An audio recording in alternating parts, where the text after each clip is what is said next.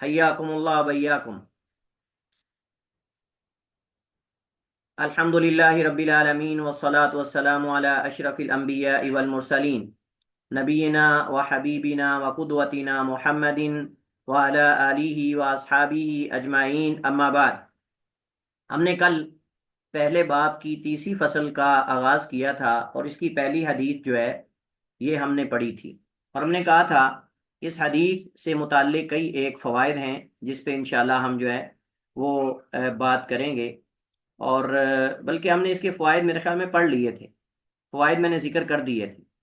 ठीक है, इसके फ़वाइद हमने पढ़ लिए थे। आगे चलते हैं अगली हदीस पर। मैंने कहा था कि इस हदीस के अंदर काफिर की तिमादारी किसी खास मसलक के पेश नज़र वो करना जायज़ है, इसका बयान है। इसी तरह बच्चे पर इस्लाम पेश करना ये कोई गुनाह नहीं और ये कोई ज़बरदस्ती नहीं है। और इसी तरह किसी बच्चे को खिदमत में रखना ये जायज़ है और मुबाह है, बशर्ते कि फितने का डर ना हो और उसकी ताकत से बढ़कर उससे काम ना लिया जाए। और इसी तरह अहद वफ़ा है अल्लाह के नबी अलैहिस्सलाम ने जैसे की। और नबी करीम अलैहिस्सलाम का लोगों के नफूस पर और लोगों के दिलों पर जो असर था और जो तासीर थी, इसके बयान के बारे में ये हदीस है जो हमने पढ़ी है।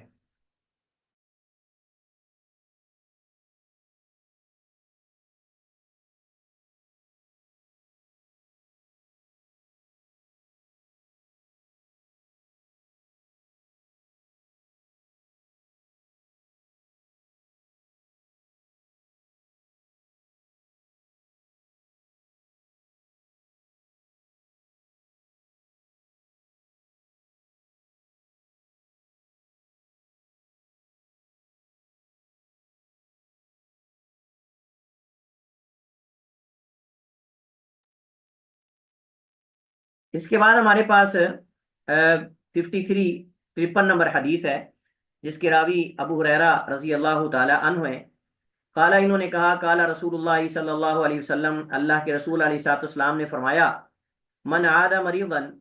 जिस किसी ने किसी मरीज की इयादत की, तिमादारी की, नादा मुनादिन मिनस समा, ऐलान करने वाला या आसमान से ऐलान करता है या आवाज देने वाला आसमान से आवाज देता है, तिबता व ताब ममशाक।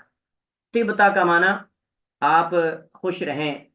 आप जो है वो पाकीज़ा रहें, ये भी इसका माना हो सकता है। आप खुश रहें और आपका चलना भी जो है वो बायसे सादत रहे, या आप ये कहें, या इसका माना ये किया जा सकता है, तिबता आप सादतमंद रहें, खुश नसीब हैं। वताब ममशा का, और आपका चलना भी खुश नसीबी है, और आपका चलना भी खुश नसीबी है, ये भी इसका माना किया जा सकता है। और ये भी इसका माना किया जा सकता है कि आप पाकीज़ा हैं और आप का चलना भी पाकीज़ा है। यानी मतलब ये है कि ये आपका चलना गुनाहों का कफारा और आप समझे कि दर्जात की बुलंदी का जरिया और सबब है। ममशाक से मुराद चलना है, ममशाक से मुराद आपका चलना, यानी चल के जाना मरीज की आदत और तिमादारी के लिए। यानी जब वो इस नीयत से किसी मरीज की तिमादारी के लिए जाता है कि उसको अजर सवाब मिलेगा और अल्लाह ताला की रज़ा और खुशनुदी के लिए जाता है, तो उस वक्त ये आवाज़ उसको दी जाती है। वह तबव्वअता मिनल जन्नति मंजिलन, और आपने तबव्वअता, तबव्वा या तबव्वा का माना होता है बना लेना, पकड़ लेना। और आपने बना ली अपनी जन्नत में, मंजिलन का माना जगह, अपनी मंजिल और जगह जो है वो आपने बना ली। ये हदीस जो है, अगरचे इसकी सनद में कलाम है, इसकी सनद में अबू सिनान रावी है जिसका नाम ईसा बिन सिनान है, इसमें कलाम है, लय्यिनुल हदीस है। और इसकी वजह से जो है वो हदीस की सनद ज़ईफ़ है। अलबत्ता हदीस के शवाहिद हैं, हदीस के शवाहिद हैं जो यानी इस बात की तरफ इशारा करते हैं कि इस हदीस की असल है। तो इस हदीस के अंदर मरीज़ की तिमादारी के मुस्तहब होने का बयान है, मरीज की बीमार कुर्सी और तिमादारी करना मुस्तहब है और उसकी तरगीब है। और इससे ये पता चलता है कि अल्लाह सुब्हानहू व तआला के जो फरिश्ते हैं उनकी मुख्तलिफ ड्यूटियां हैं और मुख्तलिफ अल्लाह ताला ने जिम्मेदारियां उनको दी हैं। और उनमें से एक किस्म फरिश्तों की ऐसी है जो अहले ईमान को खुशखबरियां देते हैं, जो अहले ईमान को खुशखबरियां देते हैं नेक अमल पर, खैर के अमल पर। और मतलब ये है, यहाँ अगर हम ये बात करें कि अब वो बंदा तो नहीं सुनता, वो बंदा तो नहीं सुनता जब मोमिन को फरिश्ता ये कहता है कि तिबता व ताब ममशा का व तवव्वाता मिनल जन्नति मंजिलन, لیکن اس سے ہم یہ بھی کہہ سکتے ہیں کہ جب فرشتہ اسے یہ دعا دیتا ہے یا یہ پکار کر کہتا ہے تو مومن کے دل کے اندر ایک خوشی اور سرور پیدا ہوتا ہے، اور مومن کے دل کے اندر مزید خیر کی توفیق کی رغبت اور چاہت پیدا ہوتی ہے۔ یہ بھی اس کا معنی کیا جا سکتا ہے۔ ایک تو ظاہری معنی ہے اور ایک اس کا جو ہے وہ مجازی معنی ہے۔ ظاہری معنی تو یہ ہے کہ واقعتاً فرشتہ یہ آواز دیتا ہے اور فرشتہ یہ پکار کر کہتا ہے، ندا لگا کر کہتا ہے، لیکن اس کا ایک مجازی معنی یہ بھی ہو سکتا ہے کہ وہ مومن جو ہے وہ خوشی محسوس کرتا ہے، اور پھر اس کے دل کے اندر، جیسے ہم نے پیچھے حدیث پڑھی تھی کہ ایک ان للملک لما وللشیطان لما، فرشتہ جو ہے وہ یعنی خیر کو الہام کرتا ہے مومن کے دل کے اندر اللہ کی توفیق سے، اور شیطان جو ہے وسوسے پیدا کرتا ہے۔ تو اس کا یہ بھی معنی ہو سکتا ہے الہام کرنے کے معنی میں، یا خیر کی رغبت اور حرص وغیرہ کا معنی، یہ بھی اس کے اندر جو ہے وہ کیا جا سکتا ہے۔ اور اس سے یہ پتہ چلتا ہے کہ جو مریض کی تیمارداری اور عیادت کرتا ہے، اللہ سبحانہ و تعالیٰ اسے اس کے گناہوں کا جو ہے وہ گناہوں سے معافی کا اور اس کی مغفرت کا ذریعہ بنا دیتا ہے۔ اللہ تعالیٰ اس کے لیے عظیم اجر رکھا ہے، اور وہ یہ ہے کہ اس کے لیے اللہ تعالیٰ جو ہے وہ جنت لکھ دیتا ہے، یعنی اگر وہ ایمان اور عمل صالح رکھتا ہے۔ تو حدیث ضعیف ہے لیکن اس کے شواہد ہیں، شواہد کی بنا پر بعض علماء نے اس کو حسن کہا ہے، لیکن ایمان اور عمل صالح اس کے اندر شرط ہے کسی بھی عمل کے اجر کے حصول کے لیے۔ عبداللہ ابن عباس سے روایت ہے، فرماتے ہیں خراجہ، کہتے ہیں ان علی خراجہ، بے شک علی المرتضیٰ رضی اللہ تعالی عنہ امیر المومنین یہ نکلے من عند النبی، اللہ کے رسول کے پاس سے، یعنی جب اللہ کے رسول مرض الموت میں تھے تو اس وقت سیدنا علی نکلے فی وجہ ہی، آپ کی اس بیماری میں، الذی توفی فی، جس میں آپ فوت ہوئے۔ فقال الناس، تو لوگوں نے پوچھا، یا ابا الحسن، اے ابا الحسن، کیف اصبح رسول اللہ، کیسے صبح کی اللہ کے رسول نے، یعنی اللہ کے رسول کی بیماری کا کیا حال ہے اور آپ کس صورت حال میں ہیں، کس کیفیت میں۔ قال، تو حضرت علی نے فرمایا، اصبح بحمد اللہ بارئن، کہ صبح کی ہے اللہ کے رسول نے اللہ تعالیٰ کی توفیق یا اللہ تعالیٰ کی تعریف کے ساتھ، بارئن یعنی الحمدللہ، تمام تعریفات اللہ کے لیے ہیں۔ بارئن کا معنی یعنی بیماری سے صحت یابی کی صورت میں، یعنی اللہ کے رسول علیہ الصلوۃ والسلام نے صبح کی ہے اس حال میں کہ آپ بیماری سے صحت یاب ہیں، یعنی یہ گویا کہ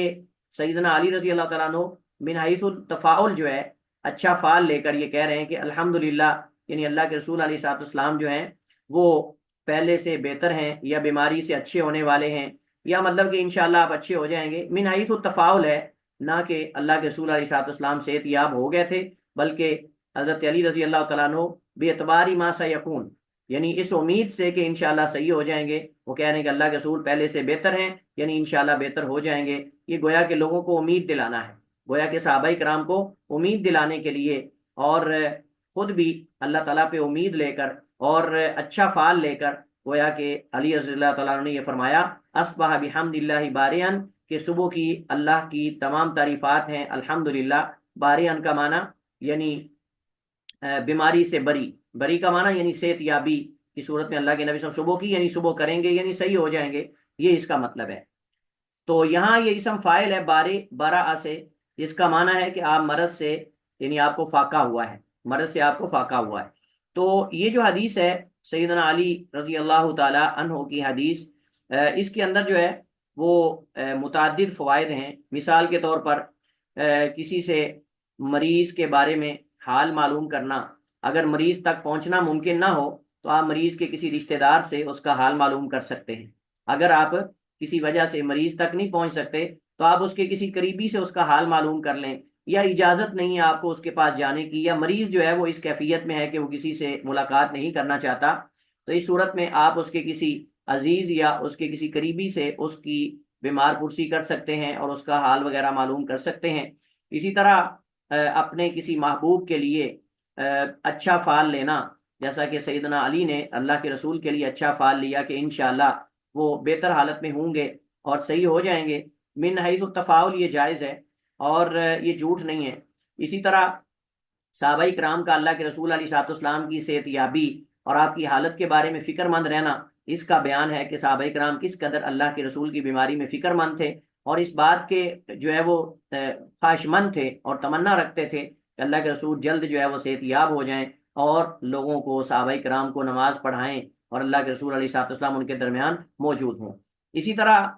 کسی آدمی کو اس کی کنیت سے بلانا یہ مستحب ہے، اور یہ بعض دفعہ آدمی کی عزت بھی ہے، توقیر اور احترام بھی ہے کسی کو اس کی کنیت سے بلانا، خصوصاً عرب کے ہاں کنیت سے بلانا یا کنیت سے پکارنا یہ ایک آپ سمجھیں کہ تکریم اور عزت جو ہے وہ سمجھی جاتی ہے۔ لیکن مقصد اس میں جو ہے اللہ کے رسول علیہ الصلوۃ والسلام کے بارے میں صحابہ کا معلوم کرنا اور پھر علی رضی اللہ تعالیٰ عنہ کا بتانا، یہ گویا کے واسطے سے اعتماد داری ہے۔ اس کے بعد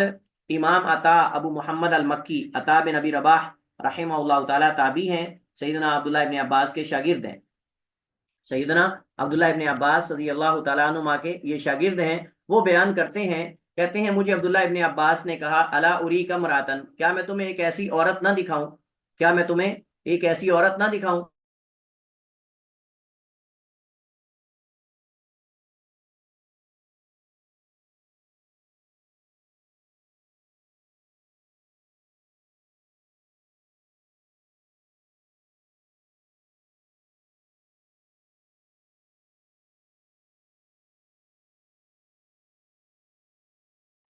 جی،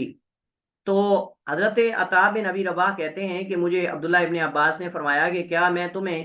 ایک ایسی عورت نہ دکھاؤں من اہل الجنہ، جو اہل جنت میں سے ہے، جو کہ اہل جنت میں سے ہے؟ اور پھر عبداللہ ابن عباس نے فرماتے ہیں کہ میں نے کہا بلا کیوں نہیں، بلا کیوں نہیں؟ کالا، تو حضرت عبداللہ ابن عباس نے فرمایا ہادی المرأۃ السوداء، یہ جو سیاہ رنگ کی عورت آپ دیکھ رہے ہیں، ہادی المرأۃ السوداء، یہ جو آپ سیاہ رنگ کی عورت دیکھ رہے ہیں، کہا جاتا ہے کہ ان کا نام سوائرہ تھا، سوائرہ الاسدیہ، سوائرہ الاسدیہ، جیسا کہ تفسیر ابن مردوہ میں ہے، تفسیر ابن مردوہ میں ہے کہ ان کا نام جو ہے وہ سوائرہ تھا، ان کا نام سوائرہ تھا۔ تو کہتے ہیں کہ کیا تمہیں میں نہ بتاؤں، خبر دوں ایسی عورت کے بارے میں جو اہل جنت میں سے؟ تو عطا کہتے ہیں میں نے کہا کیوں نہیں؟ عبداللہ ابن عباس نے اشارہ کر کے فرمایا ہادی المرأۃ السوداء، یہ جو عورت آپ سیاہ رنگ کی دیکھ رہے ہیں، اور یہاں ایک سوال پیدا ہوتا ہے، سوال یہ پیدا ہوتا ہے کہ کیا اس نے پردہ نہیں کیا ہوا تھا؟ ہاں جی،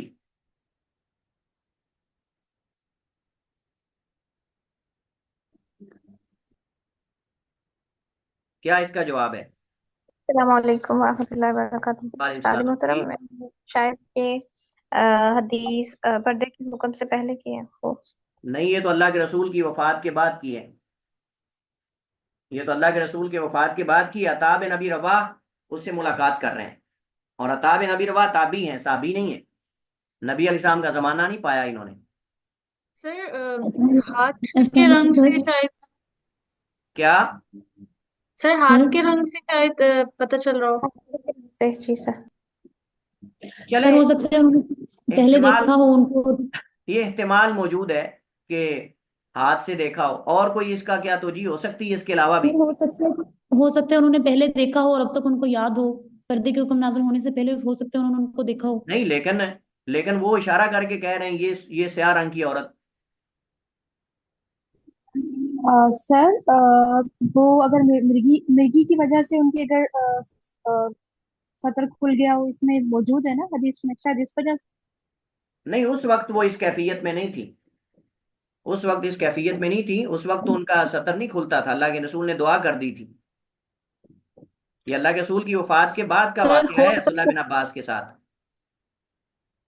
السلام علیکم سر۔ وعلیکم السلام جی۔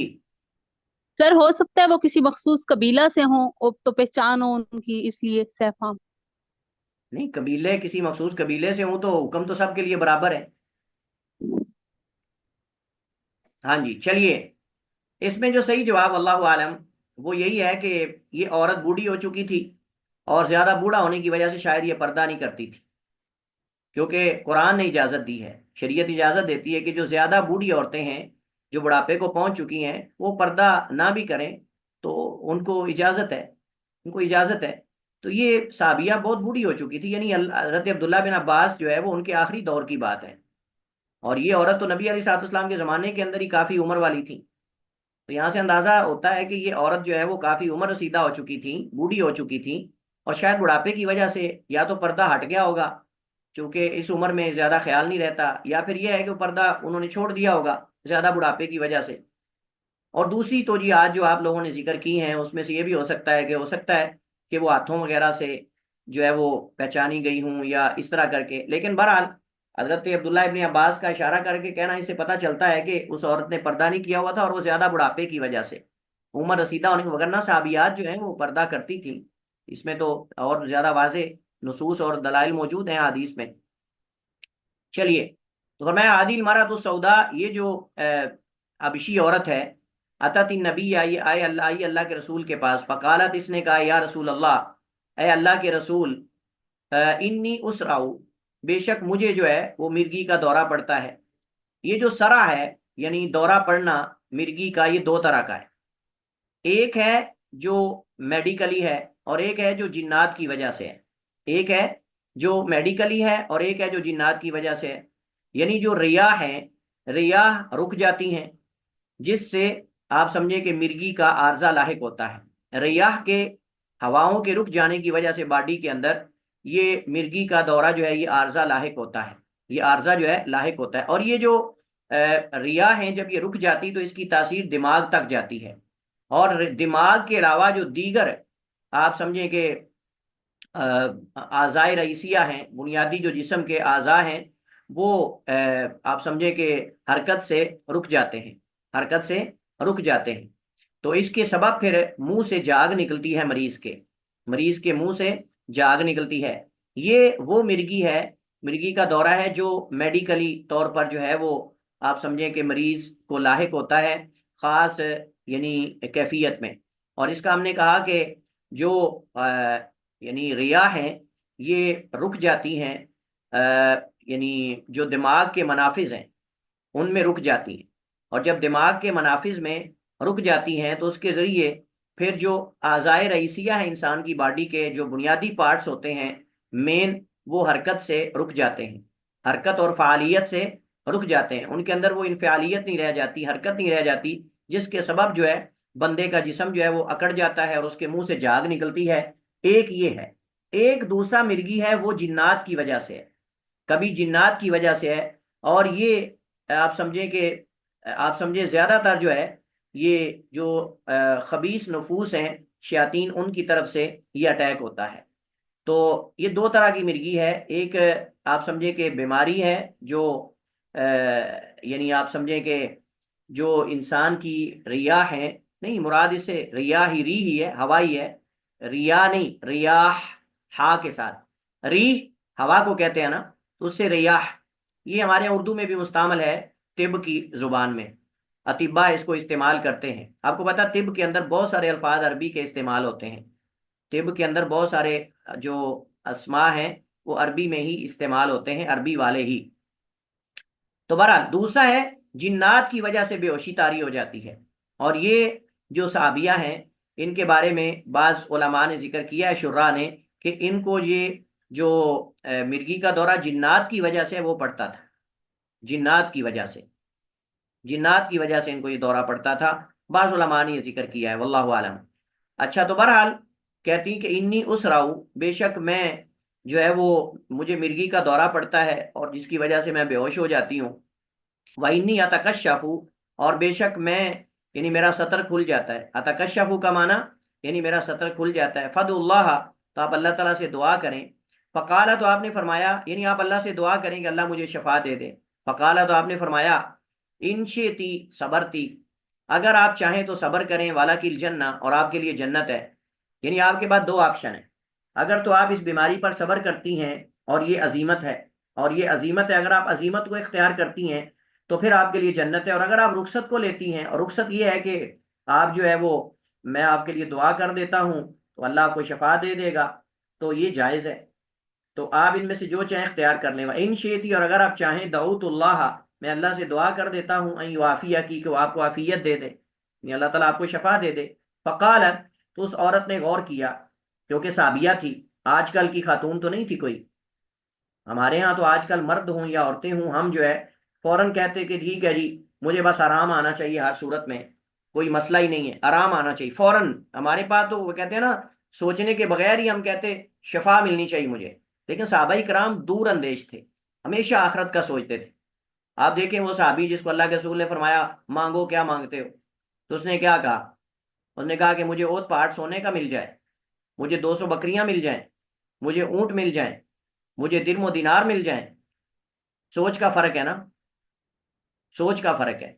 فرمایا کہ اسأل مرافقتک فی الجنہ، اللہ اکبر، اللہ کے رسول میں آپ کا جنت میں ساتھ چاہتا ہوں، بس اور کچھ بھی نہیں، میرا یہی اول و آخر میری آرزو ہے۔ ہماری آج کل تو لوگوں کی سوچیں ہی بدل گئی ہیں، لیکن صحابہ اکرام آپ جتنی بھی حدیث دیکھیں گے اس کے اندر ہمیشہ دیکھیں گے صحابہ نے آخرت کو ترجیح دی ہے۔ جنت جنت جنت، بس جہاں جنت مل رہی ہوتی تھی نا، وہ صحابی رسول حضرت انس کے چچا، حضرت انس رضی اللہ عنہ کے چچا جو ہیں وہ نظر، ان کے بارے میں آتا ہے کھجوریں کھا رہے تھے غزوہ احد کے میدان میں، کھجوریں کھا رہے تھے اور ابھی ہاتھ میں کھجوریں تھیں۔ کہا اللہ کے رسول اگر میں شہید ہو جاتا ہوں تو کہاں جاؤں گا؟ فرمایا جنت میں۔ فوراً کھجوریں وہاں پھینکی اور کہا پتہ نہیں کھجوریں کب ختم ہوں گی، اور گئے اور میدان جنگ میں دشمن کی صفوں میں گھس گئے اور لڑتے لڑتے جو ہے وہ زخمی ہوئے، اور زخمی حالت میں دائیں بائیں والوں کو جو ہے وہ آواز دے کر کہہ رہے تھے کہ میں جنت کی خوشبو پا رہا ہوں، اور اس کے ساتھ ہی جو ہے وہ شہید ہو جاتے ہیں۔ یعنی صحابی نے انتظار نہیں کیا کہ وہ کھجوریں ختم کر لے، کہا اللہ کے رسول اگر میں شہادت کے فوراً بعد جنت میں ہوں تو میں کھجوریں کیوں کھاؤں؟ مجھے کیا ضرورت ہے کھجوریں کھانے کی، پتہ نہیں کتنا ٹائم لگے گا اس پہ۔ میں کھجوریں ادھر پھینکی کھجوریں اور جا کے میدان جنگ میں گھس گئے اور دشمن کی صفوں میں گھس گئے، اور لڑتے لڑتے کتنے زخم آئے، بے شمار زخم جسم پہ آئے اور شہید ہو گئے۔ سیدنا اب خالد بن ولید رضی اللہ تعالیٰ عنہ کہتے ہیں کوئی ایسی جنگ نہیں جس کے اندر میں شہادت کی تمنا لے کے نہیں گیا، کوئی ایسی جنگ نہیں جس کے اندر میں شہادت کی تمنا لے کے نہیں گیا، لیکن اللہ رب العالمین کی یہ قضا اور قدر ہے کہ وہ اپنے بستر پر جو ہے وہ فوت ہوئے اور رو رہے تھے۔ کہتے کہ میں ہر جنگ کے اندر، ہر غزوے کے اندر شہادت کی تمنا لے کے گیا ہوں، لیکن آج میں اونٹ کی طرح اپنے بستر پہ فوت ہو رہا ہوں۔ ما من موضع من جسد، میرے جسم کا کوئی حصہ نہیں، الا مگر فیہ طعنۃ رمح او ضربۃ سیف، اس کے اندر یا تو نیزے کا کوئی نشان ہے یا پھر تلوار کا کوئی زخم ہے، اور میں ہر جنگ کے اندر شہادت کی تمنا لے کے گیا ہوں، لیکن آج میں بستر پہ فوت ہو رہا ہوں۔ اللہ تعالیٰ کی حکمت تھی، کیونکہ سیدنا خالد بن ولید کو اللہ کے رسول نے لقب دیا تھا سیف من سیوف اللہ، اللہ کی تلواروں میں سے تلوار۔ اگر شہید ہو جاتے لوگوں نے کہنا تھا تلوار ٹوٹ گئی، اللہ کی تلوار ٹوٹ گئی۔ اس وجہ سے اللہ رب العالمین کی منشا یہ تھی کہ تلوار ٹوٹے نہ، یہ تلوار دشمن کے ہاتھوں نہ ٹوٹے، اور یہی حکمت تھی۔ بہرحال بات کرنے کا مقصد یہ ہے کہ صحابہ کی سوچیں آخرت کی تھیں، اور ان کی سوچ اور ہماری سوچ میں زمین و آسمان کا فرق ہے، اور بہت زیادہ فرق ہے۔ ہم ہمیشہ اگر کوئی ہمیں آپشن دے نا، ہم ہمیشہ دنیا کو ترجیح دیتے ہیں۔ ہر چیز کے اندر آپ دیکھ لیں، کوئی چیز دیکھ لیں، ہماری رشتہ داریاں دیکھ لیں، رشتہ کرنا دیکھ لیں، ہمارا کاروبار دیکھ لیں، ہماری کوئی اگر ہمیں کوئی آفر کرے اس کے اندر آپ دیکھ لیں، ہر چیز کے اندر ہم دنیا کو ترجیح دیتے ہیں۔ سوچ کا فرق ہے نا۔ لیکن صحابیہ دیکھیں کتنی تکلیف صحابیہ کو ہوتی ہے، اور جن لوگوں نے مرگی کے دورے کا مریض دیکھا ہے وہ زیادہ بہتر جانتے ہیں۔ ہمارا ایک کلاس فیلو تھا اسکول میں، جب ہم پڑھتے تھے اس وقت ہمارا ایک کلاس فیلو تھا، اس کو مرگی کا دورہ پڑتا تھا، یقین جانے ہم اس کو دیکھ کے ڈر جاتے تھے، اور میں حیران ہوتا تھا کہ بیچارے کے ساتھ کیا کیا بیتتی ہے، کہ منہ سے جاگ نکلتی رہتی تھی اور ایسے جسم اس کا آکڑ جاتا تھا، اور پتہ نہیں کیا کیا بیچارہ لیٹیاں مارتا تھا، وہ کیا کیا اس کے ساتھ ہوتا تھا، اور بعض دفعہ اس کا پیشاب نکل جاتا تھا، بعض دفعہ کیا بلکہ اکثر اس کا پیشاب نکل جاتا تھا۔ تو ہم اس کی حالت دیکھ کے ہی ہم بڑا عجیب سی ہماری کیفیت ہوتی تھی۔ تو لیکن آپ دیکھیں اس کے باوجود جب اللہ کے رسول نے کہا نا جنت، بس جنت کا نام سنتے ہی صحابیہ نے کہا اللہ کے رسول اصبر، میں صبر کرتی ہوں، اصبرو، میں صبر کرتی ہوں۔ فقالت، لیکن ایک مسئلہ ہے، صحابیہ کہتی ہیں، صحابہ تھے نا، صحابیات تھیں، ان کو اپنی پردے کی بڑی فکر تھی، اپنی حیا کی بڑی فکر تھی، اپنی عزت کی بڑی فکر تھی۔ آج کل تو خود عورتیں جو ہے وہ آدھا لباس پہن کے بازاروں میں چل رہی ہیں، ان کو تو نہ اپنے پردے کی فکر ہے، نہ اپنی باڈی کی فکر ہے، نہ اپنے جسم کی، نہ عزت کی فکر ہے۔ لیکن یہ صحابیہ دیکھیں، حالانکہ اس صورت میں وہ معذور تھی، کہ اگر ان کا پردہ کھل جاتا ہے تو وہ معذور تھی، کیونکہ ان کو ہوش ہی نہیں، لیکن فکر ہے نا۔ فرمایا فقالت، کہا انی اتکشف اللہ کے رسول میرا تو سطر کھل جاتا ہے، فد اللہ، اللہ سے دعا کریں، اللہ تکشفا، کہ میرا سطر نہ کھلے، فدعا لہا، تو اللہ کے رسول نے دعا کر دی۔ صحابہ کرام فرماتے ہیں اس کے بعد اس کو دورہ تو پڑتا تھا مرگی کا، لیکن اس کا سطر کبھی نہیں کھلا، اس کا سطر جو ہے وہ کبھی نہیں کھلا، بلکہ اسی طرح پردے میں ہی بیچاری گرتی اور اس طرح ان کو جو ہے بے ہوشی طاری ہو جاتی تھی۔ تو آپ دیکھیں کہ اس حدیث کے اندر عبداللہ ابن عباس کا اشارہ کر کے کہنا، اور یہ کتنی شرف کی بات ہے اس عورت کے لیے کہ اللہ کے رسول نے اس عورت کو جنت کی بشارت دی ہے جب اس عورت نے کہا کہ میں صبر کرتی ہوں، میں صبر کرتی ہوں۔ تو اس حدیث کے اندر ہمارے لیے متعدد فوائد ہیں۔ پہلا فائدہ تو یہ ہے کہ اس بیماری پر اگر کوئی صبر کرتا ہے تو جنت ہے۔ بعض علماء نے کہا کہ نہیں، یہ اللہ کے رسول علیہ الصلوۃ والسلام کی دعا کی وجہ سے اس صحابیہ کے ساتھ خاص تھا۔ بعض کہتے ہیں کہ نہیں، یہ عام ہے کہ مرگی کے دورے پر یا اس طرح کی جو شدید امراض ہیں اس پر جو مومن بھی صبر کرتا ہے اس کے لیے جنت ہے، اس کے لیے جنت ہے، خصوصاً یہ مرض۔ اسی طرح اس حدیث سے پتہ چلتا ہے کہ اگر کوئی آزمائش اور مصیبت کے امتحان کے اندر صبر کرتا ہے تو اس کا نتیجہ جنت ہے۔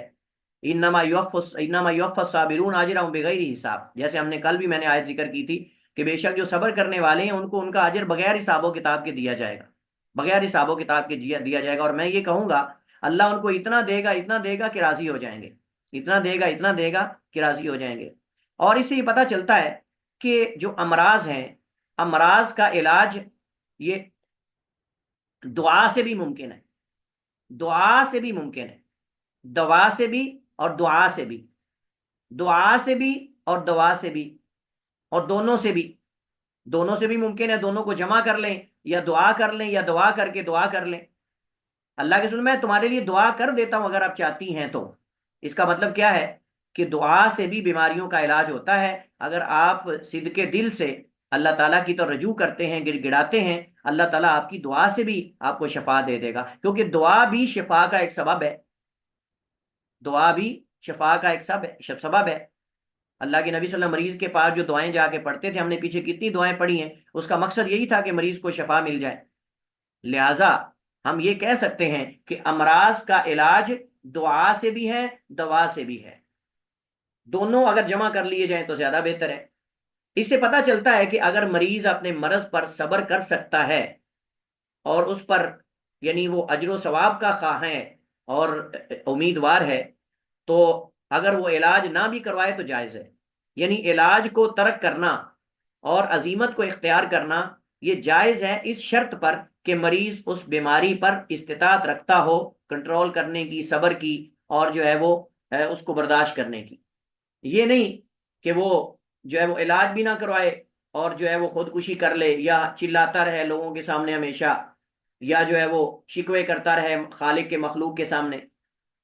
تو یہ صحیح نہیں۔ لیکن اگر وہ بیماری پہ صبر کرتا ہے اس نیت سے کہ اللہ تعالیٰ اس کو اجر و ثواب دے گا اور برداشت کرتا ہے تو یہ جائز ہے اس کے لیے، اور اس کی مثالیں صحابہ میں موجود ہیں۔ اس عورت کی مثال ہے، حضرت عمران بن حسین کی مثال ہے۔ عمران بن حسین نے ایک دفعہ جو ہے وہ داغنے کا عمل کر لیا، لیکن پھر اس کے بعد جو ہے وہ پچھتاوا ہوا اور دوبارہ چھوڑ دیا، لیکن صحابہ کے ایمان بہت مضبوط تھے۔ اگر آج بھی کوئی ایسا ایمان والا ہے کہ وہ مرض پہ صبر کرتا ہے تو اس نیت سے کہ اللہ اس کو جنت دے، تو انشاءاللہ اللہ تعالیٰ اس کے حسن ظن کو پورا کرے گا۔ اور اس حدیث کے اندر صحابیات جو ہیں ان کے حیا کا بیان ہے کہ صحابیات کے اندر کس قدر حیا تھا، اس کی ایک مثال ہمارے سامنے یہ حدیث ہے، اس کی ایک جھلکی آپ کہہ سکتے ہیں، ایک جھلک ہے، وگرنہ بہت بڑی بڑی جو ہے مثالیں اس کی جو ہے وہ ہمیں قرآن و سنت کے اندر مل جائیں گی۔ وجاءت احداہما تمشی علی استحیاء، وجاءت احداہما تمشی علی الاستحیاء۔ اللہ تعالیٰ نے کیسے اس اللہ تعالیٰ کے نیک بندے کی بیٹی کی حیا کو بیان کیا۔ موسیٰ علیہ السلام نے جن کی بکریوں کو پانی پلایا تھا، اللہ نے میں کہ اس قدر حیا سے آ رہی تھی گویا کہ حیا پر سوار ہے، اس قدر حیا گویا کہ حیا کے اوپر چلتی آ رہی تھی، یعنی کیسے اللہ تعالیٰ نے اس کی حیا کو بیان کیا ہے۔ اور سیدہ فاطمہ رضی اللہ تعالیٰ عنہا امہات المومنین کے حیا کی مثالیں آپ جو ہے وہ سنتے رہتے ہیں۔ اچھا جی، اس کے بعد ہمارے پاس اگلی حدیث ہے، اور یہ حدیث جو ہے حضرت یحییٰ بن سعید، یہ تابعی ہیں، وہ بیان کرتے ہیں۔ یحییٰ بن سعید جو ہیں وہ روایت کرتے ہیں याहिया बिन सईद अबू सईद अल अंसारी, याहिया बिन सईद अबू सईद अल अंसारी अल मदनी सिका है, ताबी हैं। कहते हैं अन्ना रजुलन जाअहु अल मौत, कि एक आदमी उसे मौत आई, फी ज़मानी रसूलिल्लाह, अल्लाह के रसूल के ज़माने में। इससे पता चला कि हदीस मुरसल है, इससे पता चला कि हदीस मुरसल है, क्योंकि याहिया बिन सईद ताबी हैं और ये अल्लाह के रसूल के ज़माने की बात कर रहे हैं, तो यकीनन इन्होंने किसी साहबी से सुना होगा, लेकिन जिक्र नहीं किया, लिहाजा मुरसल है। तो ताबी जब अल्लाह के रसूल से बयान करे तो हदीस मुरसल होती है। कहते हैं इन्ना रजुलन जाअहु अल मौत, एक आदमी को मौत आई, फी ज़मानी रसूलिल्लाह, अल्लाह के रसूल के ज़माने में, यानी फौत हुआ। फ़क़ाल रजुलन, एक आदमी ने कहा हनी अल्लाहु, मुबारक हो इसे, हनी अल्लाहु, इसे मुबारक हो, माता, ये फौत हुआ है, वलम युब्तला बिमरद, किसी मरज में इसको नहीं आजमाया गया, यानी बगैर किसी बीमारी के फौत हुआ है, ऐसे ही तंदुरुस्त चलता फिरता फौत हो गया। तो यानी साहबी का कहना ये था, या उस आदमी का कहने का मकसद ये था कि ये बंदा जो है कितना खुश नसीब है कि किसी बीमारी में, यानी आजिज होकर, बीमारी के तकलीफों में, आजमाइशों में नहीं, बल्कि चलता फिरता बंदा दुनिया से उठ गया है। क्योंकि बीमारी में आदमी मोहताज होता है, बाद दफा दूसरों के हर काम में दूसरों का मोहताज होता है, कोई पकड़ के बैठा रहा है, कोई पकड़ के ले जा रहा है, कोई कज़ाए हाजत करवा रहा है, कोई खाना खिला रहा है, कोई क्या कर रहा है, कोई क्या कर रहा है, यानी इन सब चीज़ों से ये बंदा बच गया, कितना खुश नसीब है।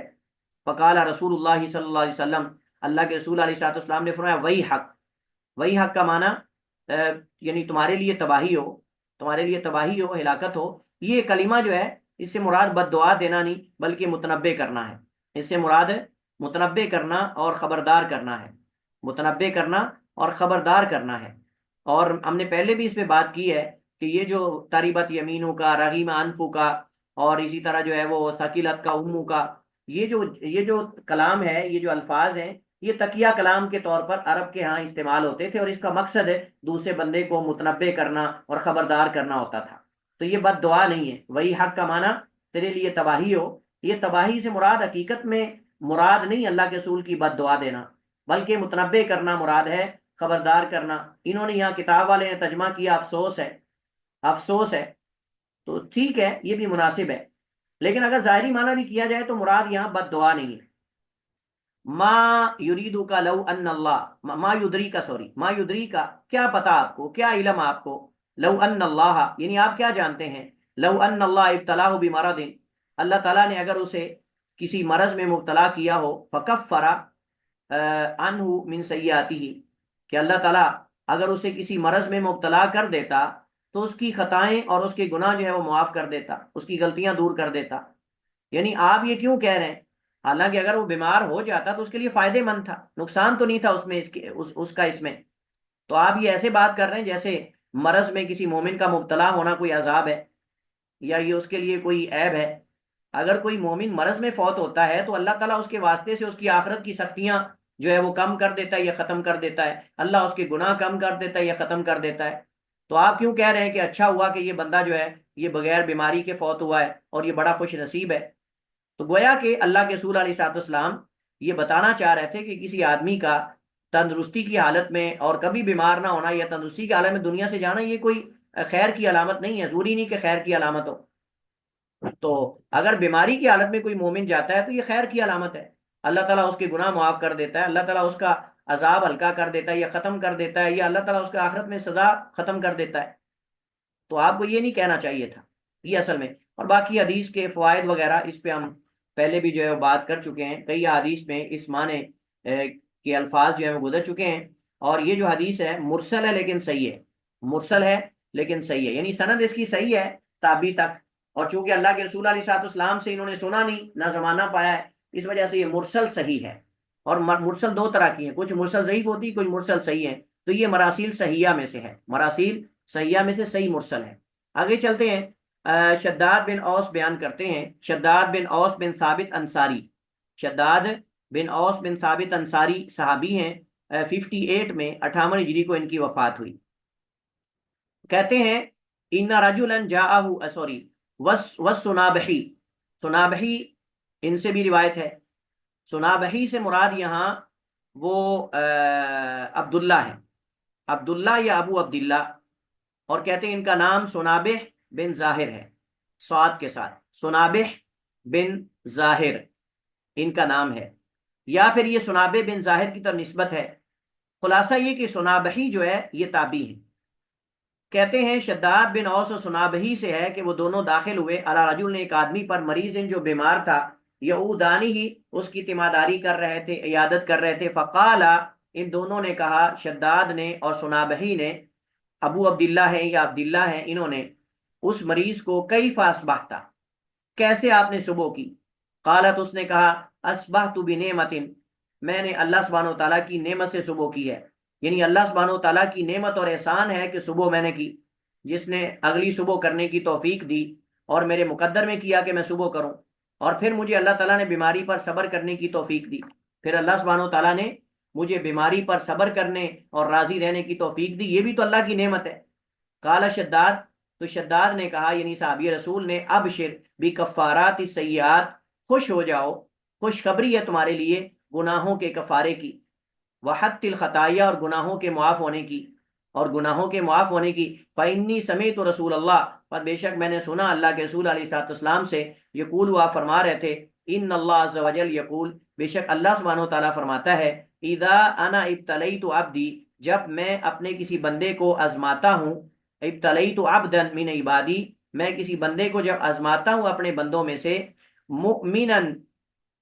کسی مومن بندے کو، فحمدنی، اور وہ میری حمد کرتا ہے، میری تعریف کرتا ہے، علی ما ابتلیتہ، اس پر جو میں نے اسے آزمایا، یعنی ہر حال میں میری تعریف کرتا ہے، فإنہ یقوم من مضجعہ، بس بے شک وہ اپنے اس بستر سے، اپنے اس بستر یا اپنی جگہ سے وہ اٹھتا ہے، ذالکا، اس سے، یعنی جس میں وہ لیٹا ہوتا ہے بیماری میں، کیوم ولدتہ امہ، اس دن کی طرح جس دن اس کی ماں نے اس کو جنم دیا تھا، یعنی اللہ تعالیٰ اس کے سارے گناہ جو ہے وہ معاف کر دیتا ہے۔ کون سے گناہ؟ صغیرہ یا کبیرہ؟ بعض علماء کہتے ہیں صغیرہ کبیرہ دونوں، جمہور علماء کہتے ہیں کہ صغیرہ گناہ اللہ تعالیٰ اس کے سارے معاف کر دیتا ہے، کیونکہ کبیرہ گناہوں کے لیے توبہ درکار ہے۔ تو یہ مطلب ہے فإنہ یقوم، پس بے شک وہ اٹھتا ہے، کھڑا ہوتا ہے، من مضجعہ، اپنے بستر سے، یعنی جو مرض کا بستر جس پر وہ لیٹا ہوا تھا، ذالکا، اس سے، یعنی جس پہ لیٹا ہوا تھا، کیوم ولدتہ امہ، اس دن کی طرح جس دن اس کی ماں نے اس کو جنم دیا تھا، من الخطایا، گناہوں سے، یعنی اللہ تعالیٰ اس کو گناہوں سے جو ہے وہ ایسے پاک صاف کر دیتا ہے۔ وَيَقُولُ الرَّبُّ تَبَارَكَ وَتَعَالَىٰ، اور اللہ سبحانہ و تعالیٰ فرماتا ہے، انا قیدت عبدی، میں نے روکا تھا اپنے بندے کو، یعنی بیماری کی وجہ سے، میں نے بیماری کی وجہ سے، بیماری کے سبب اپنے بندے کو روکا تھا، وَابْتَلَيْتُهُ، اور میں نے ہی اسے آزمایا تھا، اور میں نے ہی اپنے بندے کا امتحان لیا تھا، تاکہ پتہ چلے کہ وہ شاکر ہے یا ناشکرہ ہے، یعنی اس کے شکر کو آزمانے کے لیے، اس کو آزمانے کے لیے، اس کا امتحان لینے کے لیے کہ وہ شکر کرتا ہے یا ناشکری کرتا ہے، تو یہ میرا بندہ اس میں کامیاب ہو گیا ہے، یہ میرا بندہ اس میں کامیاب ہو گیا ہے، یہ معنی اس کا۔ انا قیدت عبدی، میں نے اپنے بندے کو روکا تھا، یعنی بیماری کی وجہ سے، وابتلیتہ، اور میں نے اس کا امتحان لیا تھا، فاجرو لہ، تو اجر دو اس کو، فاجرو کا معنی اس کو اجر دو، ما کنتم تجرون لہ، جو تم اسے اجر دیتے تھے، یعنی لکھتے تھے، اس کا اجر لکھ دو جو تم لکھتے تھے، لہو، اس کا، وہو صحیح، اس حال میں کہ وہ صحیح صحت مند تھا، یعنی جو جو نیکیوں کا اجر تم صحت مندی اور تندرستی میں اس کا لکھتے تھے نا، اب جتنا عرصہ وہ بیمار رہا ہے نا، وہ سارا عرصہ اس کی نیکیاں لکھ دو، گویا کہ وہ اگر نماز باجماعت پڑھتا تھا تو وہ بھی نماز باجماعت بھی لکھ دو، اگر وہ جنازوں میں جاتا تھا وہ بھی لکھ دو، اگر تیمارداریاں کرتا تھا وہ بھی لکھ دو، اگر دعوت کسی کی قبول کرتا تھا وہ بھی لکھ دو، اگر امر بالمعروف نہی عن المنکر کا فریضہ سر انجام دیتا تھا وہ بھی لکھ دو، دائی تھا تو اس کی دعوت بھی لکھ دو، روزانہ اگر صحت مندی کی حالت میں 10 لوگوں کو دعوت دیتا تھا تو وہ بھی لکھ دو، 200 لوگوں کو دعوت دیتا تھا وہ بھی لکھ دو، اسی طرح اگر وہ یعنی اپنے کسی مسلمان بھائی سے ملاقات کرنے کے لیے جاتا تھا، صرف میری رضا خوشنودی کے لیے، اس کی زیارت کرنے کے لیے، تو وہ بھی لکھ دو۔ بہرحال جو بھی خیر کے دروازے، خیر کے اعمال اس کے سامنے کھلے تھے حالت سے تندرستی میں، اب اگر بیماری کی وجہ سے وہ رک گیا ہے تو میں نے اس کو روکا ہے، میں نے اس کو بیماری کی وجہ سے روکا ہے، لہٰذا اس بندے کا اپنا تو ارادہ اور اختیار نہیں، میں نے اس کو بیمار کیا ہے، لہٰذا اس کے لیے وہ اجر لکھ دو جو حالت تندرستی اور صحت میں یہ کرتا تھا، یعنی وہ سارے اعمال لکھ دو جو یہ تندرستی کی حالت میں کرتا تھا۔ اور اس حدیث کے فوائد پچھلی حدیث کے اندر ہم پڑھ چکے ہیں، تقریباً اس معنی کے اندر متعدد احادیث گزر چکی ہیں۔ اللہ سبحانہ و تعالیٰ کا فضل و کرم، اللہ تعالیٰ کی وسعت رحمت ہے، اور اس سے ہمیں پتہ چلتا ہے کہ مومن آدمی کا ہر معاملہ خیر پر مبنی ہے، اور اس وجہ سے انسان کو دوام سے مسلسل خیر کے اعمال کرنے چاہیے اور کثرت سے خیر کے اعمال کرنے چاہیے۔ کوئی پتہ نہیں، کسی وقت بھی انسان بیمار ہو سکتا ہے، اور کوئی پتہ نہیں اللہ تعالیٰ نہ کرے کسی ایسے مرض میں کوئی مبتلا ہو جائے دوبارہ اسے اٹھ نہ سکے، 2 سال 4 سال 5 سال ایسے مریض بھی ہیں، اور اگر وہ بندہ کثرت سے خیر کے اعمال کرتا ہے تو گویا کہ بستر مرگ پر بھی وہ بندہ 5 سال تک وہ اعمال کر رہا ہے، وہ اعمال کر رہا ہے حالانکہ وہ اپنے گھر میں ہے، اور یہ اللہ تعالیٰ کی وسعت رحمت ہے، اور یہ ترغیب ہے ہمیں کہ ہم کثرت سے خیر کے عمل کریں اور مسلسل کریں، بلا انقطاع، بلا کسی تعطل کے، بلا کسی ترک کے، اور بلا کسی سستی کے ہم کثرت سے خیر کے اعمال کریں، تاکہ جو ہے وہ ہمارے لیے وہ، اگر اللہ نہ کرے کبھی ہم بیمار ہو جاتے ہیں، لا سمح اللہ، تو کسی طول مرض میں ہم مبتلا ہو جاتے ہیں، طویل مرض میں، تو ہمارے لیے وہ انشاءاللہ خیر کے اعمال جو ہیں وہ لکھے جائیں گے۔ حدیث جو ہے وہ حسن درجے کی ہے، اور اس کے شواہد بہت سارے ہیں، ایک نہیں کئی حدیث اس کی شاہد ہیں۔ سیدہ عائشہ صدیقہ سے روایت ہے، فرماتی ہیں اللہ کے رسول نے فرمایا اذا کثرت ذنوب العبد، جب بندے کے گناہ زیادہ ہو جاتے ہیں، لم یکن له ما یکفرها من العمل، نہیں ہوتی اس کے لیے کوئی ایسی چیز جو گناہوں کا کفارہ ہو عمل میں سے، ابتلاہ اللہ بالحزن، اللہ اس کو کسی غم میں مبتلا کر دیتا ہے، لیکفرها عنہ، تاکہ اس کے گناہ اس سے معاف کر دے۔ حدیث کی سند شدید ضعیف ہے، حدیث کی سند شدید ضعیف ہے، اس کی سند میں لیث بن ابی سلیم راوی ہے، لیث بن ابی سلیم راوی ہے جو کہ ضعیف ہے، اور اس کی سند میں بعض اس کی اسناد میں ایک راوی عمر بن مدرک ہے، عمر بن مدرک راوی ہے جو راضی ہے، اور یہ عمر بن مدرک الرازی یہ متروک الحدیث ہے، اور متروک الحدیث کی روایت شدید ضعیف ہوتی ہے۔ حضرت جابر بن عبداللہ رضی اللہ تعالیٰ عنہما سے روایت ہے، فرماتے ہیں اللہ کے رسول علیہ الصلوۃ والسلام نے فرمایا من عاد مریضا، جو کسی مریض کی عیادت کرتا ہے، تیمارداری کرتا ہے، لم یزل، ہمیشہ رہتا ہے، یخوض الرحمہ، رحمت میں وہ گویا کہ رہتا ہے، وہ گویا کہ رحمت میں رہتا ہے۔ خاد یخوض کا معنی ہوتا ہے کسی چیز میں واقع ہونا، تو گویا کہ وہ رحمت میں واقع ہو گیا، اپنے گھر سے جو ہی نکلا مریض کی عیادت کے لیے وہ اللہ کی رحمت میں داخل ہو گیا۔ ہم اس کا معنی یہ کر سکتے ہیں من عاد مریضا، جس نے کسی مریض کی عیادت تیمارداری کی، لم یزل، ہمیشہ رہا، یخوض داخل ہوتا، الرحمت، اللہ کی رحمت میں، اللہ کی رحمت میں وہ داخل ہو رہا، آگے سے آگے جا رہا ہے، آگے سے آگے جا رہا ہے، حتیٰ یجلسا، حتیٰ کہ بیٹھ جائے، فَإِذَا جَلَسَ، جب وہ بیٹھ جاتا ہے یعنی مریض کے پاس، تو اغتمس فیہا، گویا کہ وہ رحمت میں غوطہ زنی کر رہا ہے، گویا کہ وہ رحمت میں ڈوب گیا ہے، ڈوب جاتا ہے یا غوطہ زنی کر رہا ہے۔ یہ مبالغہ ہے، یا تو گناہوں سے کفارے کا، یا تو گناہوں سے کفارے کا، یا پھر یہ ہے کہ اس پر اللہ تعالیٰ کی بہت ساری رحمتیں نازل ہوتی ہیں، اللہ تعالیٰ کی بہت ساری رحمتیں نازل ہوتی ہیں، اور رحمتیں نازل ہونے کا مطلب دنیا میں بھی خیر و برکات اس کو حاصل ہوتی ہیں، اور آخرت میں بھی اللہ سبحانہ و تعالیٰ کی طرف سے خیر و برکات حاصل ہوتی ہیں۔ اور حدیث میں جو ہے عیادت اور تیمارداری کے اجر و ثواب کا بیان ہے، اور اس کی طرف ترغیب اور اس کی طرف جو ہے ابھارا گیا ہے اور رغبت دلائی گئی ہے۔ حضرت ثوبان رضی اللہ تعالیٰ عنہ جو رسول اللہ صلی اللہ علیہ وسلم کے آزاد کردہ غلام ہیں، ثوبان مولا رسول اللہ ابو عبداللہ القرشی مولا رسول اللہ، 54 ہجری کو ان کی وفات ہوئی۔ یہ بیان کرتے ہیں کہ اللہ کے رسول علیہ الصلوۃ والسلام نے فرمایا اذا اصاب احدکم الحمى، جب تم میں سے کسی کو بخار پہنچ جائے یعنی بخار ہو جائے، فإن الحمى، پر بے شک حمى یعنی بخار جو ہے، من النار، یہ آگ میں سے ہے، یہ آگ میں سے ہے، یعنی جیسے آگ جو ہے اس کی حرارت ہوتی ہے ویسے بخار کی بھی حرارت ہے، اور یہ مشابہ ہے جہنم کی حرارت کے یا جہنم کی لو کے، یہ مطلب اس کا ہے۔ یہ نہیں ہے کہ یہ جہنم یعنی کسی کے نعوذ باللہ جہنمی ہونے کی علامت ہے۔ اس کا معنی یہ بھی ہو سکتا ہے کہ جس بندے کو بخار ہوا اس بخار کی بقدر اللہ تعالیٰ اس سے عذاب جو ہے وہ ختم کر دیتا ہے، اگر وہ گناہ گار ہے تو اللہ تعالیٰ اس بخار کی بقدر اس کے گناہ معاف کر دیتا ہے، جس گناہوں کی معافی کی وجہ سے جہنم کی آگ سے بچ جاتا ہے، حرارت سے بچ جاتا ہے، اس کی لو سے بچ جاتا ہے، یہ بھی معنی ہو سکتا ہے۔ ٹھیک ہے، تو فرمایا کہ فَإِنَّ الْحُمَّى، اور بے شک جو بخار ہے، من النار، یہ آگ میں سے ہے، فَلْيُطْفِئْهُ عَنْهُ بِالْمَاء، تو چاہیے وہ اپنے آپ سے اس کو دور کرے، بجھائے پانی سے، اسے اپنے آپ سے دور کرے پانی سے، یعنی پانی سے غسل کرے، اپنے بدن پر پانی بہائے۔ یہاں یہ بات نوٹ کر لیں، ابن قیم رحمہ اللہ تعالیٰ نے ذکر کیا ہے کہ یہ پانی کا بہانا صرف گرمی کے موسم میں اور گرم علاقے میں فائدہ مند ہوتا ہے، ابن قیم طبیب بھی تھے، تو ابن قیم نے ذکر کیا ہے کہ یہ بخار سے نہانا یا پانی کا بہانا صرف گرم علاقوں میں گرمی میں فائدہ دیتا ہے، اور گرم مزاج لوگوں کے لیے یہ فائدہ مند ہوتا ہے، ہر طرح کے بخار کے لیے نہیں۔ پھر وہ فرماتے ہیں بخار جو صرف سادہ بخار ہو، اس کے اندر کوئی دیگر امراض نہ ہو، اگر بخار کے ساتھ کوئی اور بھی مرض ہے تو پھر نہانا نہیں چاہیے، بعد دفعہ بندہ فوت ہو سکتا ہے، اگلے جان پہنچ سکتا ہے، اور پھر وہ ناؤز باللہ کہے کہ جی حدیث میں ایسے آیا ہے۔ بھائی حدیث میں تو آیا ہے لیکن ہر صورت میں تو نہیں بتایا گیا، آپ وہاں اس علاقے میں ان لوگوں سے مخاطب ہیں، اور اسی طرح جو گرم علاقے ہیں یا گرمی کے موسم کے اندر، عرب کی گرمی آپ جانتے ہیں وہ بہت زیادہ ہوتی ہے، وہاں غسل کرنا یا بخار کی حالت میں نہانا فائدے مند ہے، ٹھیک ہے؟ تو اس کو پانی سے بجائے فل یستن کی فی نہر جارن، تو چاہیے کہ وہ جو ہے کسی جاری نہر جو ہے اس میں داخل ہو جائے، اپنے آپ کو صاف کرے، ٹھیک ہے؟ ولیستقبل ولیستقبل جریتہ، اور چاہیے کہ جو ہے وہ اس کو آپ سمجھیں کہ وہ قبول کرے۔ یستقبل کا معنی یہ ہے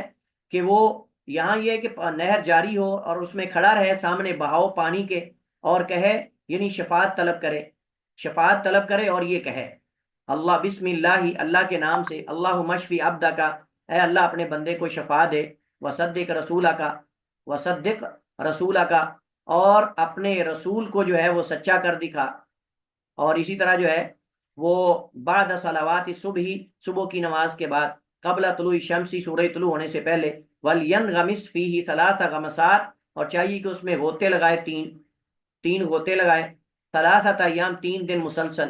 فَإِلَّمْ يَبْرَ فی ثلاث، اگر 3 دن 3 غوطے لگانے سے اس کو شفا نہ ملے، بخار ختم نہ ہو، فخمسن، تو 5 دفعہ کر لے، فَإِلَّمْ يَبْرَ فی خمسن، اگر 5 دفعہ یا 5 دن ایسا کرنے سے نہ ہو تو پھر 7 دن اور 7 دفعہ کر لے، فَإِلَّمْ يَبْرَ، اگر پھر اس سے بھی فائدہ نہ ہو، فی سبع، 7 میں، فَإِنَّهَا لَا تَكَادُ تُجَاوِزُ تِسْعًا، تو پھر قریب ہے کہ وہ 9 سے جو ہے وہ زیادہ تجاوز نہ کرے، باذن اللہ، اللہ تعالیٰ کے حکم سے، یعنی 9 سے تجاوز نہیں کرے گا، پھر 9 پہ چلا جائے، اور آپ سمجھیں کہ 9 کا عدد جو ہے اس سے انشاءاللہ اس کو شفا مل جائے گی۔ سے ترمذی نے روایت کیا، اور ترمذی کہتے ہیں رحمہ اللہ یہ حدیث غریب ہے، یہ حدیث جو ہے غریب ہے، اور حدیث کی سند جو ہے وہ ضعیف ہے، اس کی سند میں سعید شامی راوی ہے جو کہ ابن زرع الحمصی ہے، ابو زرع رازی کہتے ہیں، ابو حاتم کہتے ہیں مجہول ہے، اور حافظ ابن حجر کہتے ہیں مستور ہے، حدیث کی سند بہرحال ضعیف ہے، حدیث کی سند ہے ضعیف ہے۔ البتہ صحیح بخاری میں صرف اتنے الفاظ ثابت ہیں کہ الحمى من فی جہنم، جو بخار ہے یہ جہنم کی لو میں سے ہے یا اس کی گرمی اور حرارت میں سے ہے، فَابْرِدُوهَا بِالْمَاءِ، سے پانی سے ٹھنڈا کرو، یہ بخاری مسلم دونوں میں حدیث ہے، لیکن جیسے میں نے بتایا ابن قیم نے ذکر کیا ہے کہ یہ اس وقت فائدہ مند ہے جب گرم علاقے میں گرمی کے موسم کے اندر کیا جائے، صرف بخار کے لیے، اگر بخار کے ساتھ اور بھی امراض ہیں تو پھر یہ نقصان دہ بھی ثابت ہو سکتا ہے۔ واللہ تعالی اعلم واحکم، وصلی اللہ وسلم علی نبینا محمد وعلی آلہ وصحبہ وسلم۔ باقی حدیث ثابت نہیں ہے، باقی جو طریقہ ذکر کیا گیا یہ ثابت نہیں ہے۔ کوئی سوال ہو آپ کا موضوع کے حوالے سے تو آپ سوال کر سکتے ہیں۔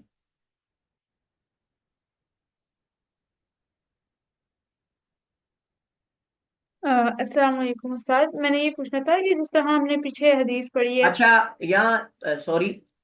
یہ جو ہے نا وَلْيَسْتَقْبِلْ جِرْيَتَهُ، یعنی پانی کے بہاؤ اور پانی کا جو دباؤ ہے اس کے سامنے کھڑا ہو جائے، اس کے سامنے کھڑا ہو جائے، یہاں بھی محل نظر ہے، یہ مسئلہ بھی محل نظر ہے کہ جب پانی کے بہاؤ کے سامنے کھڑا ہوگا، بخار شدید ہو، تو یہ بعض دفعہ الٹا کام بھی ہو سکتا ہے۔ اس وجہ سے میں انشاءاللہ اگلے لیکچر میں ایک بڑے اہم پوائنٹ کی طرف اشارہ کروں گا، اور اس پہ انشاءاللہ ہم بات کریں گے کہ اس طرح کی احادیث جو ہے وہ کیوں یعنی کتابوں کے اندر ذکر کی گئی ہیں، اور محدثین اس طرح کی حدیث کے بارے بڑے محتاط رہتے ہیں، وہ میں انشاءاللہ اگلے لیکچر میں اس پہ بات کروں گا کہ بعد زنادقہ نے، بعد جو دین کے دشمن ہیں انہوں نے بھی بعض ایسی حدیث ہماری حدیث کے اندر داخل کرنے کی کوشش کی ہے، تو لیکن محدثین نے ان کو ان کی نشاندہی کی ہے۔ چلیے بتائیے۔ ہاں جی استاد، میں یہ پوچھنا چاہ رہی تھی کہ جس طرح ابھی پیچھے حدیث گزری ہے، اس میں یہ تھا نا کہ متنبع کیا تھا نبی صلی اللہ علیہ وسلم نے وہ جو صحابی تھے ان کو کہ مطلب ان کو کہ محتاجی مطلب ان کو نہیں ملی اور وہ اسی طرح فوت ہو گئے بغیر کسی بیماری کے۔ تو میں یہ پوچھنا چاہتی کہ ہم یہ دعا تو کر سکتے ہیں نا کہ اللہ تعالیٰ ہمیں کسی کا محتاج نہ کیجیے گا وہ آخری عمر میں بھی اور اس طرح۔ نہیں وہ اور چیز ہے، وہ ایک اور چیز ہے، لیکن ان کا مقصد اور تھا. ان کا مقصد یہ تھا کہ کسی بیماری میں نہیں فوت ہوا، عمومی وہ بات کر رہے تھے. ان کا یہ مقصد نہیں تھا کہ کسی بیماری. اللہ کے رسول علیہ الصلوۃ والسلام نے ذلیل عمر سے اللہ تعالیٰ کی پناہ مانگی ہے.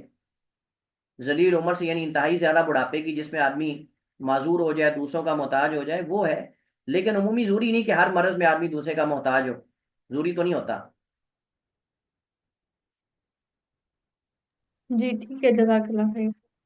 آپ یہ سوال کر سکتے ہیں اللہ مجھے کسی کا محتاج نہ کرنا، یہ ہے. لیکن آپ یہ نہ کہیں کہ اللہ مجھے کبھی بیمار نہ کرنا، یا اللہ تعالیٰ کے قضاء اور قدر میں جو لکھا ہوا ہے وہ ہوگا. اور یہ کہیں کہ اللہ ہم تیری تقدیر پر ہر حال میں راضی ہیں بس. چلیے جی، السلام علیکم ورحمۃ اللہ وبرکاتہ. اگلی کلاس شروع ہو چکی ہے، آپ کی کلاس جوائن کریں. السلام علیکم ورحمۃ اللہ.